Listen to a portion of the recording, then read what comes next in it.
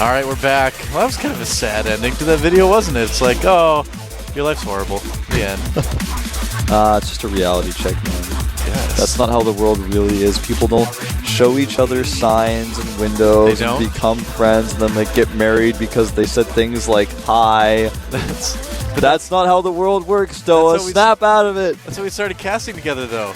I was like casting something, and then I saw you downstairs in the window, and I like held up a sign that was like, cast? You held up a sign that was like, yes? Yeah, and then you held up a sign that was like Skype, and I like put up my Skype ID, then we started casting together. That's how it all began. That's true. And then I grab you on the shoulder. I'm like, no, Doa, that's not how it actually happened. You're like, aw. Well, the game is starting. Let's see if MarineKing can close it out, or will DongRaeGu give himself a little bit of new life here in the Arena of Legends Finals.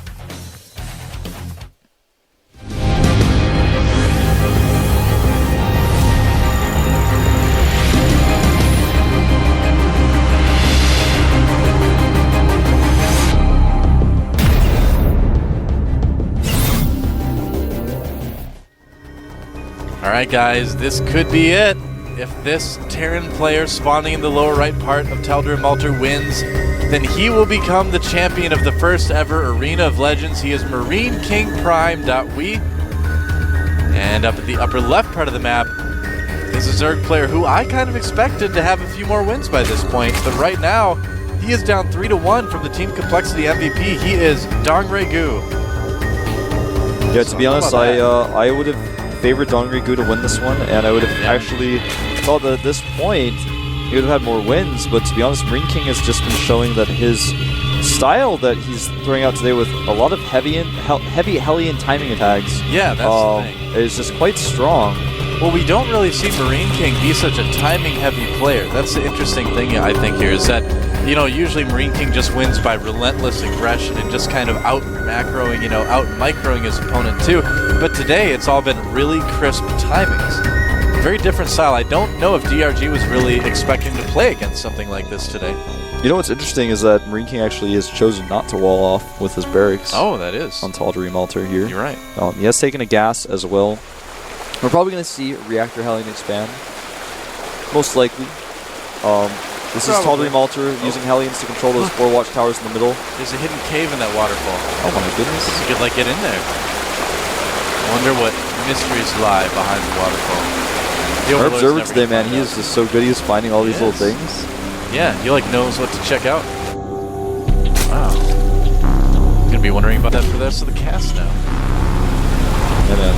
I'm actually really curious about it. He actually has just chosen not to wall off here. Yeah. He has made the executive choice, man. The executive decision. He may make his command center when he decides to make that and fully wall it off with the command center. Reactor on the way, as well as a factory, so it will be a reactor Hellions, unless he's gonna do something crazy, like make a lot of... He like cancels his reactor, he makes a tech up, we're like, what are you doing, MarineKing? Cancels it, makes He's like, you switched off your targeting computer, what's wrong? He's like, nothing. Nothing's wrong. Everything's fine. It's like they shot R2 anyway, I can't really use it. I was really worried about R2 when I was a kid, man, that happened. Yeah, me too, man. I was like, no, not R2. You were like more worried than C-3PO? I was. I was like, if any of my parts will help, I'll gladly donate. I don't think your parts would help, man. I don't think so. It'd be like really terrifying to see like R2 your with liver. See like R2 with like a human arm kind of hanging out of the side. It's like, well, this is something new. We're seeing a very fast starport out here for MarineKing. Yeah. It's not usually his style. And in most cases when you see this, it means it's going to be a Marine Hellion timing attack with 1 medevac for vision and, of course, lifting. So when the Zerglings come over, it's a really common strategy on DongRaeGu because you can hide behind the mineral line and just put on aggression right there at that cliff. The SCV wants to skirt around the side here. DongRaeGu actually making a spine crawler this time, something he's avoided in the past. But these Hellions may avoid that spine crawler. Oop. Nope. Nice zoning by the Queen of DongRaeGu. Now this is something that was a little bit more popular with the Slayer's Terran players. Yes. For a while. They're kind of the ones who originated this. Oh, welcome, Zergling. Yeah. Would you like to see the base? This is actually really embarrassing. MarineKing actually did finally finish off his wall off, but he left his depot down. Yeah. Come on in. Check it out. And Now, all that DongRaeGu needs to do to hold this is to position his queens in such a place that they can defend the Hellions. And MarineKing actually is not bringing Marines with this. No, he's actually using only Hellions. So he's doing a very different variation of this push. That's the interesting thing with it, is that, like you said, only Hellions, not a lot of Marines. Not really any Marines. Yeah, absolutely none. He only has one Marine. It's back at his home, and he used it to defend off the Zerling that he so kindly led into his base. We'll have to see how successful it is. He could try to duck past the Spine Crawler again. He may use these Hellions at the natural and use the medevac in a different way and try to lift some of the Hellions into the main base to fly just over where that Overlord's hiding. Yeah, I'm pretty sure that's right. And Zerling speed just finished. Nice little scan here. Going to clean up some tumors.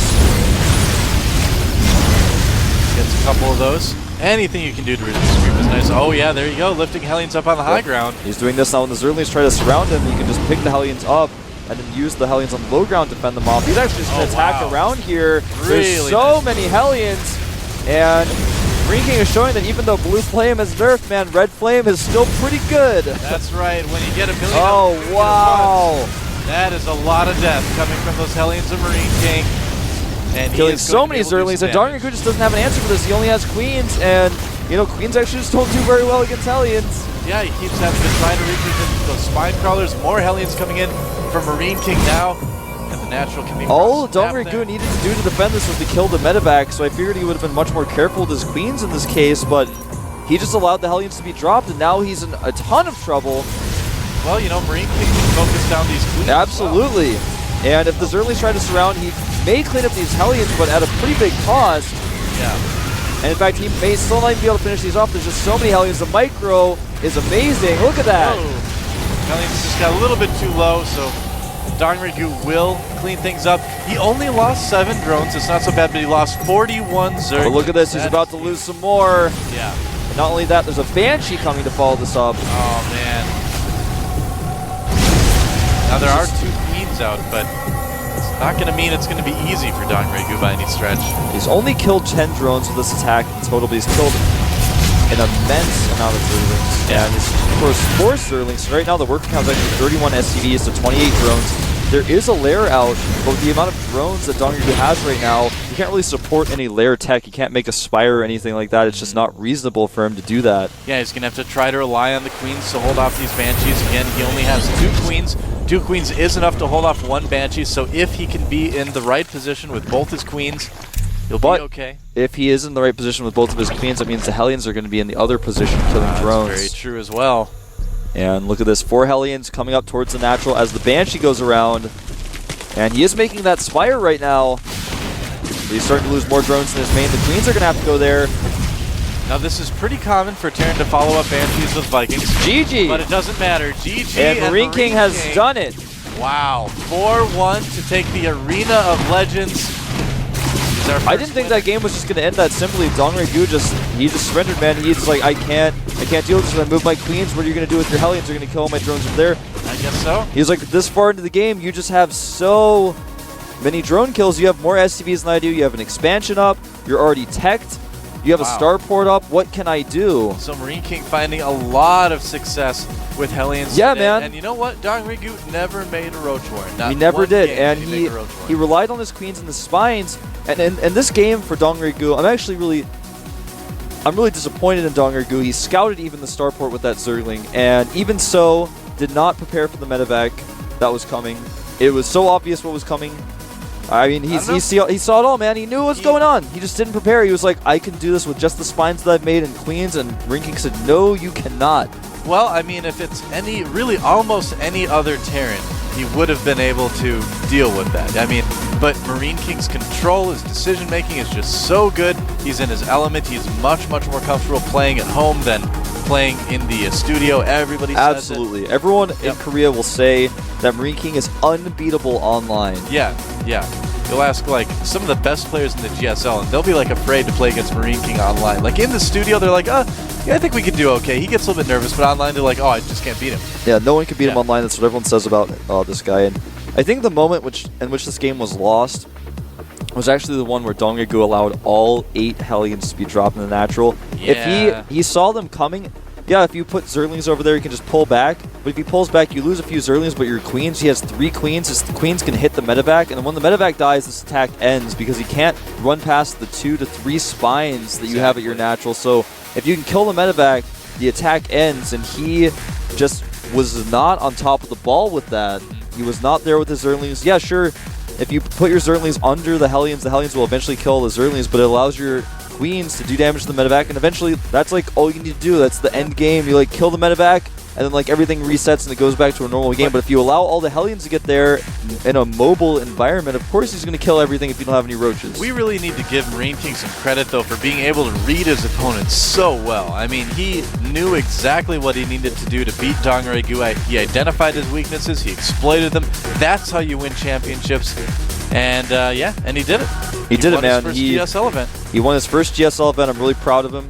And he's shown us some awesome Hellion timings today with just Red Flame, with the majority of those, even Blue Flame in the game previously.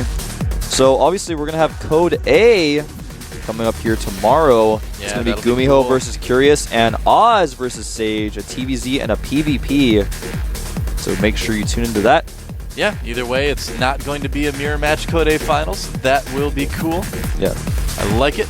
Any possibility of matchups, really. Yeah, and out of those players, I mean, any one of those 4 could advance. You never know. Well, with Protoss, no matter what. So, that's right. There's a definite possibility for a Protoss player to get into Code S. There's very few Protosses left up in the top of the food chain, but one of these guys might make it. Well, the Protoss in Code A right now, I think in a lot of ways are superior to the Protoss in Code S. So I think in the next month or two, we're going to see a lot of kind of switching between Code S and Code A as far as the Protoss players go. I wouldn't say that they're superior necessarily, but I would say is that they're much more... They're trying much harder to innovate right now. That's what I would say about these guys. Yeah, they're not just relying on the old strategies that aren't working anymore. And we'll see if these guys can make it.